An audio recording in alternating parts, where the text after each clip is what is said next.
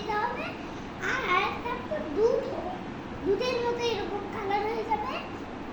5 minute, সামান্য 5 minute wait করতে হবে। ওয়েট করার পরে দুধ হয়ে যাবে। এটা আমার মায়ের কাছে আমি হেল্প নিচ্ছি। চলো দুধ বানানোর কাজ করো। তো প্রথমে কি লাগবে? কফি, এই যেটা, এটা, এটা, এই যে এটা দাও তাড়াতাড়ি। এই দেখো আমরা এখন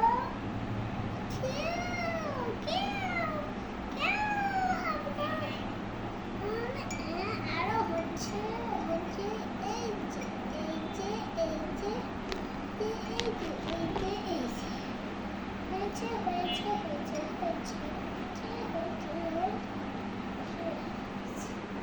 কেমন দেখো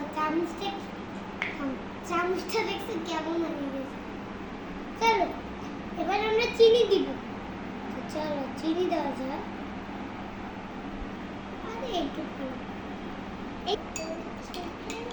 দেখো আমরা এখন নাড়তেছি। ওয়াও কি সুন্দর কফি! এইভাবে আমাদের কফি বানায়। দেখো অনেক জোরে গুলে পছন্দের মতো চিনি দিবে। যতই চিনি দিবে ততই এই যে এরকম হবে। হচ্ছে যদি আপনারা চিনি ছাড়া খান তাহলে এটা এরকমই হবে। আর যারা চিনি খান, অনেক বেশি চিনি ভালোবাসেন, তাই জন্যে যদি এরকম অনেক চিনি দিতে হবে। আমি অনেক চিনি ভালোবাসি।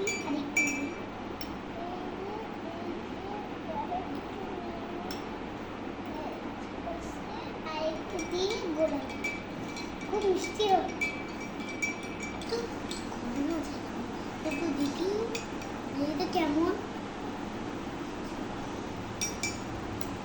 একটু তো তিতা লাগতেছে, তাও দেখি আরেকবার। একবার না